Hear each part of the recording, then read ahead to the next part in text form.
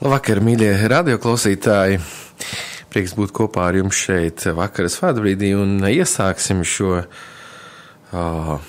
pārdomas, šo laiku ar lūkšanu.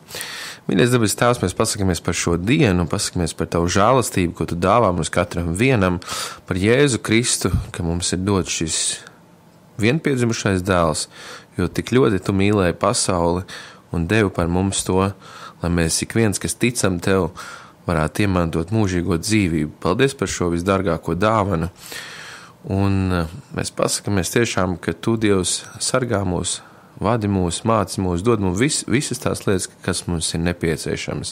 Jēzus Kristus vārdā. Āmen. Šīs dienas pārdomas pirms aizlūkšanām es nosaucu šādi: baiļu vai mīlestības vadīts. Bailes vai mīlestība, teiksim tā, bailes pret mīlestību. Un es par to domāju un skatos uz šīm lietām, ko arī Dieva vārds saka mums. Un principā, ja mēs tā padomāsim un skatīsimies savā dzīvē, mēs esam vai nu vadīti no bailēm kaut kādā dzīves sfērā, vai mēs esam vadīti no mīlestības. Šie divi spēki vienmēr konfrontēs viens otru.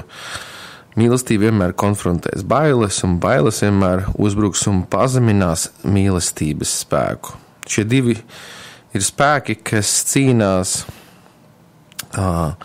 bailes pret mīlestību, līdzīgi kā tumsa pret gaismu. Un Dievs jau ir uzvarējis, bet tā mūsu galvenā lieta ir noticēt tam, ka Jēzus pie krusta jau ir paveicis šo uzvaru pār velnu, pār nāvi, pār grēku, un ka tas ir piepildīts, un ka mēs varam paļauties uz Dievu. Un, kā ir teikts, jo tik ļoti Dievs ir mīlējis pasauli, Dievs pats sevi sauc par mīlestību, un ka mēs varam noticēt mīlestībai.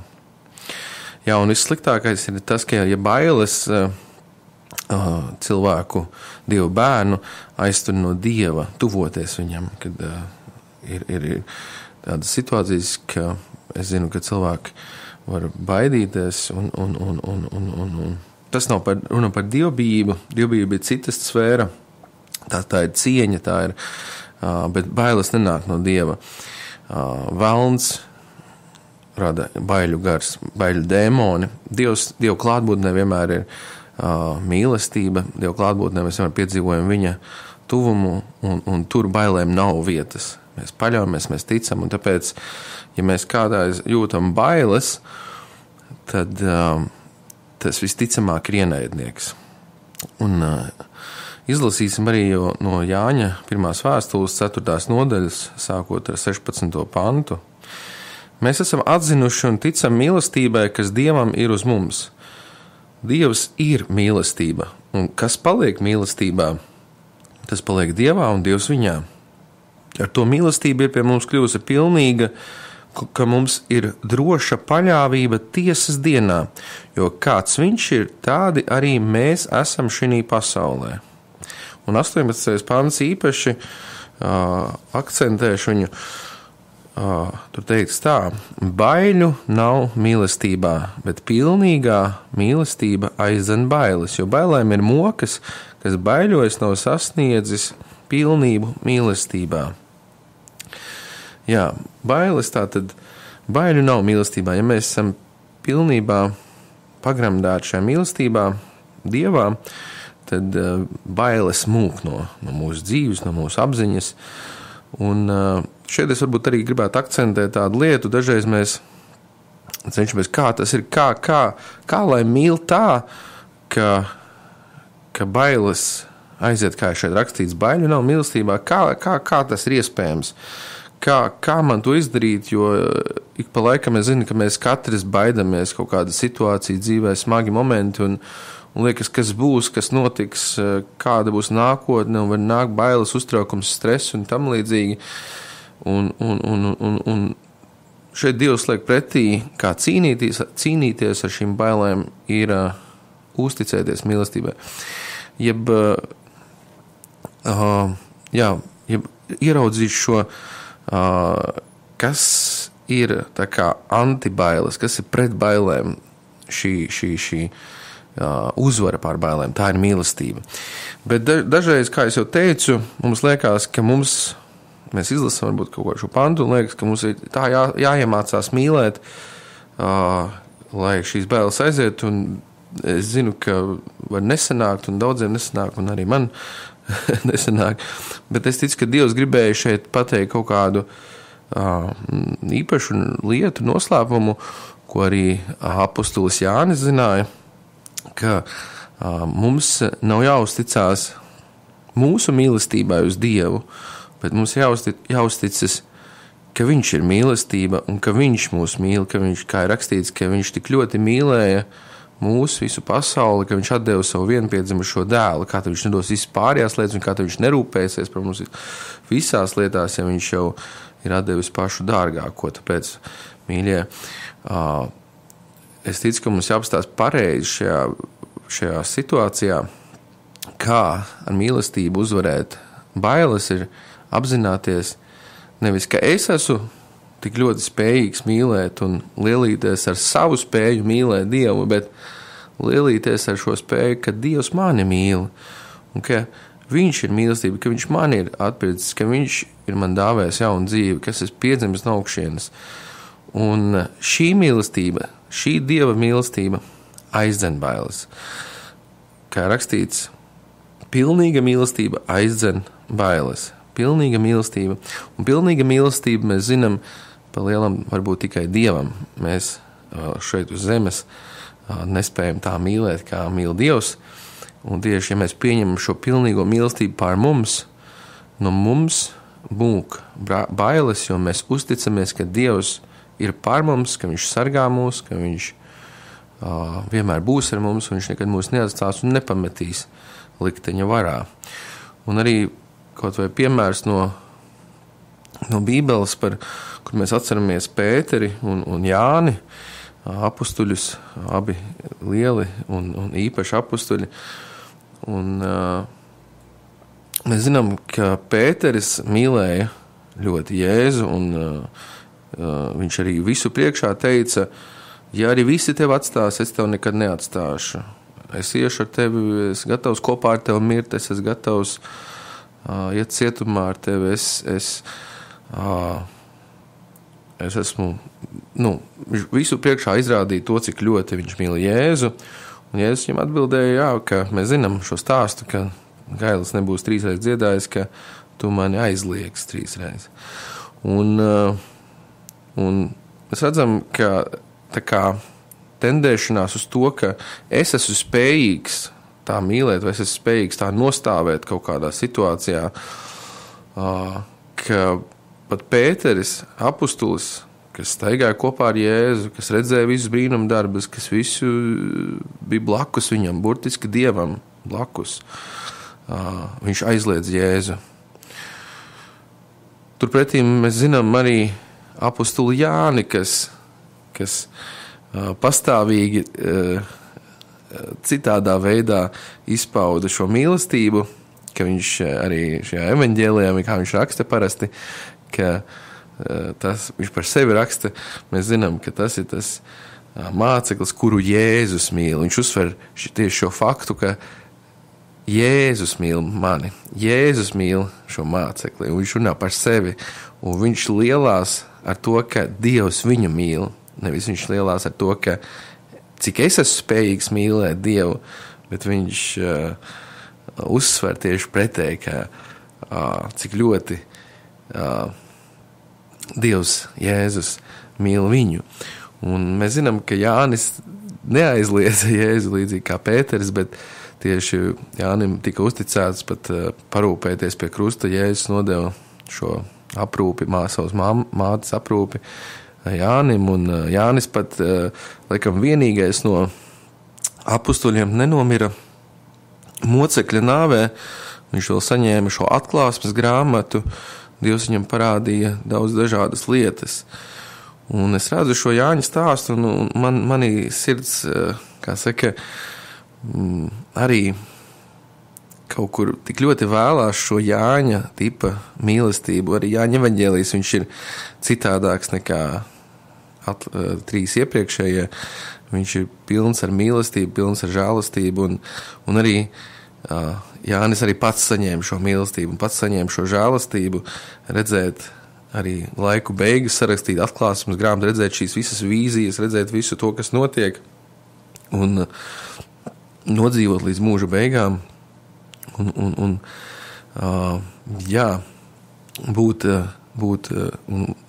būt vienam no varenākajiem apustuļiem, kādi bija. Tāpēc, mīļie, es vienmēr lieku šo akcentu, ka pilnīga mīlestība, tā ir Dieva mīlestība. Un Dieva mīlestība uz mums, uz saviem bērniem. Ja mēs esam piedzimuši no augšienes, mēs varam būt droši, ka Dievs mīl mūs, ka viņš mīl mani, ka viņš mīl tevi. Un būt kā Jānim, kas pastāvīgi akcentē to, ka es esmu tas māceklis, ko Dievs mīl. Un tas nav lepnums, tas nav kaut kāds tā kā būt īpašākam. Es domāju, ka tas ir īpaši, ka Dievam tas patīk, ka mēs tā sakam, ka mēs ticam, ka viņš mīl mūs, ka viņš ir ar mums. Jā, Jēzus uzvarēja velnu, viņš uzvarēja nāvi, lai arī mēs vairs nebūtu baiļu vergi. Bailes pret mīlestību. Un Ebrejiem 2, no 14 līdz 15 teikts tā: bet tā kā bērniem ir asinis un miesa, tad arī viņš tāpat to ir pieņēmis, lai ar nāvi iznīcinātu to, kam nāves vara, tas ir velnu, un atsvabinātu visus, kas visu mūžu nāves baiļu dēļ bija verdzībā. Tad Jēzus ir tas, kas uzņēmās būt par cilvēku, lai iznīcinātu nāves varu, velnu, un atsvabinātu visus, kas visu mūžu nāves baiļu dēļ bija verdzībā. Arī tas mēs noteikti zinām, ka tie, kas baiļojas, tie baiļu vergi, ir šī dziesma, es vairs nebūšu baiļu vergs. Un tā ir būtiska atklāsme.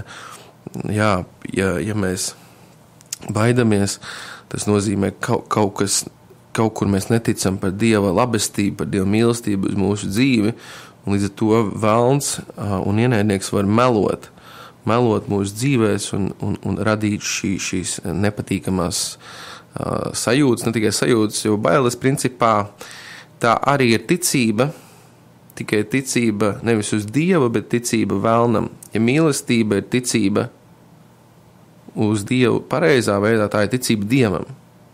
Bailes ir ticība velnam, ka viņš var maitāt, ka viņš var bojāt manu dzīvi, ka viņš var darīt negandas lietas manā dzīvē, ļaunumu.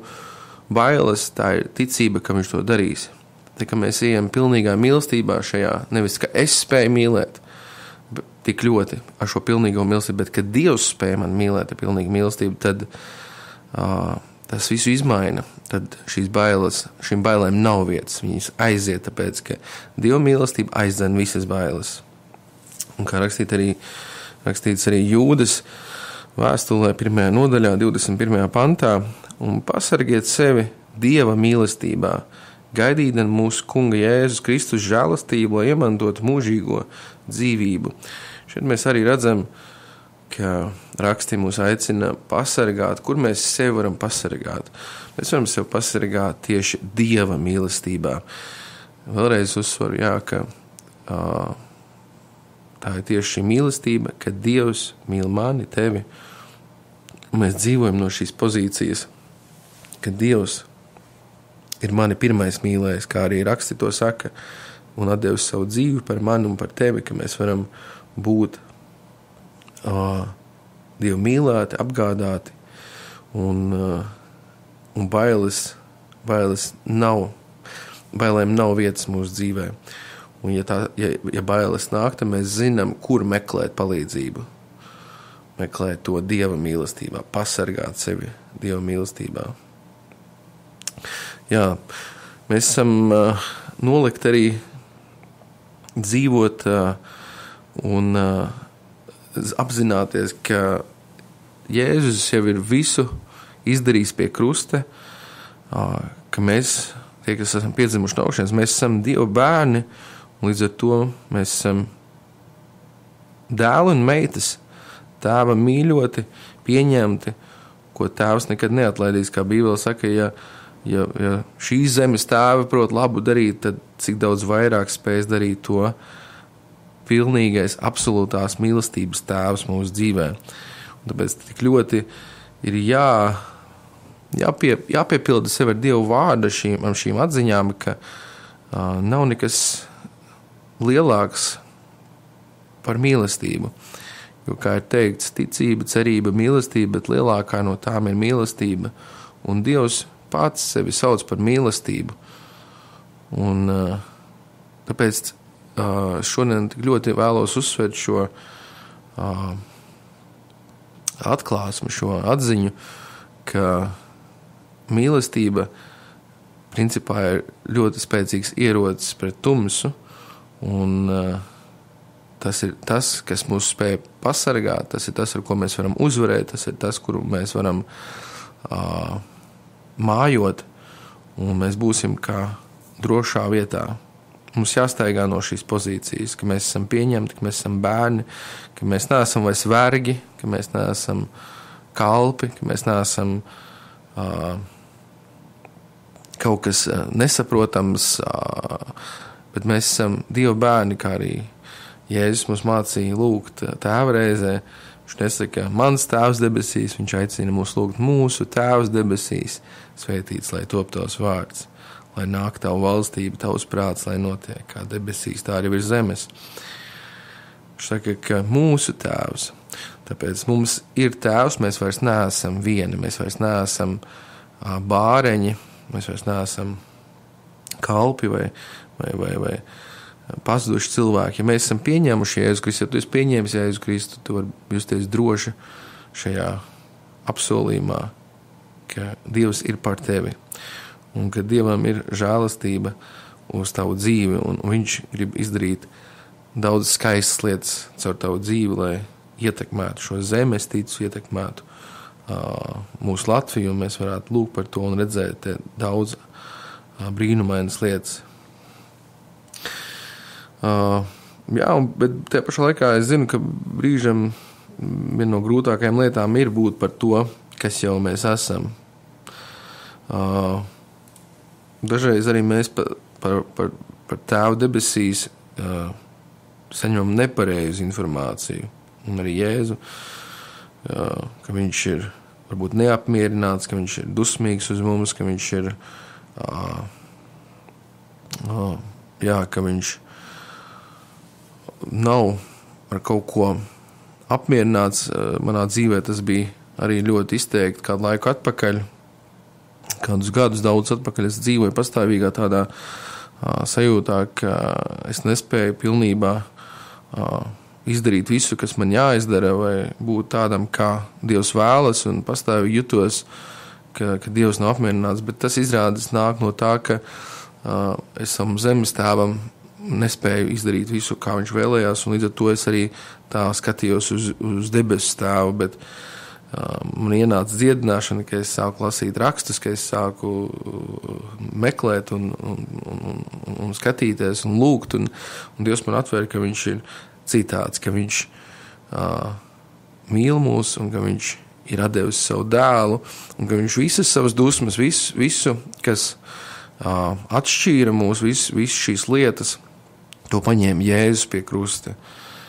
Jēzus uzņēmās visu, kamēr mēs esam Jēzu Kristu, kamēr mēs pieņemam šo žēlastības upuri, kamēr mēs pieņemam šo svēto jēru, šīs asinis pār mūsu dzīvēm, tikmēr mēs esam pilnībā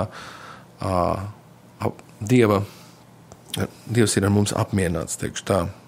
Dievs neredz mūsu kļūdas, viņš redz Jēzus asinis, līdzīgi kā Ēģiptē, kad nāca šis eņģelis un visus pirmdzimtos, šī pēdējā mocība, kas bija, mēs atceramies, es domāju, visi atcerās, ka lika apziest stenderis ar jēra asinīm, un tad šī nāve pagāja garām un nepieskārās šim namam, bet Ēģiptē visi pirmdzimtie dēli tika nomira tajā naktī. Un kādā mājiņā varēja būt tā kā Izraēla namiņos vienā namā varēja varbūt uztraukties, vai tiešām tas palīdzēs, vai šī nāve paies garām, vai tas neienāks manā namā, ka man ir apzies ar asinīm šīs durvis. Un citā namā varēja līksmoties un priecāties un slavēt Dievu un būt pateicībā. Un vai ir kāda atšķirība starp šiem namiem, kuriem abiem ir apziestas asinis ap šiem stenderēm? Atšķirības mēs zinām nav nekādas, kā viņi iekšā jutās. Tas nav būtiski. Būtiski bija tas, ka bija asinis, apziestas šīs stenderes ar asinīm. Un līdzīgi arī mūsu dzīvē būtiski ir tas, ka mēs esam atpirkti, apziesti ar Jēzus Kristus asinīm. Un tas, ka mēs citreiz uztraucamies un baidamies vai nervozējam, ka mēs varbūt nespējam izdarīt visu, kā vajadzētu, mēs kaut kur klūpam un krītam, tad mēs vienmēr zinām, kad ir Jēzus Kristus asinis, kas mūs šķīstī, kas mūs mazgā, un Dieva dusmība nenāk par mums. Jā, Dieva dusmība nāks par velnu, par viņa eņģeļiem, par viņa dēmoniem, tā ir glabāta viņiem, par šiem, bet tiem, kas mēs esam piedzimuši no augšienes, viņa bērni, kas ticībā iemantojuši glābšanu, pār mums ir visa viņa labvēlība, un tāpēc mēs varam dzīvot labvēlībā, tāpēc, ka pār mums ir viņa asinis izlietas, un nav būtiski, kā mēs jūtamies, vai mēs jūtamies labi vai slikti. Galvenais ir, ka mūsu dzīvi nomazgā Jēzus Kristus asinis. Āmen.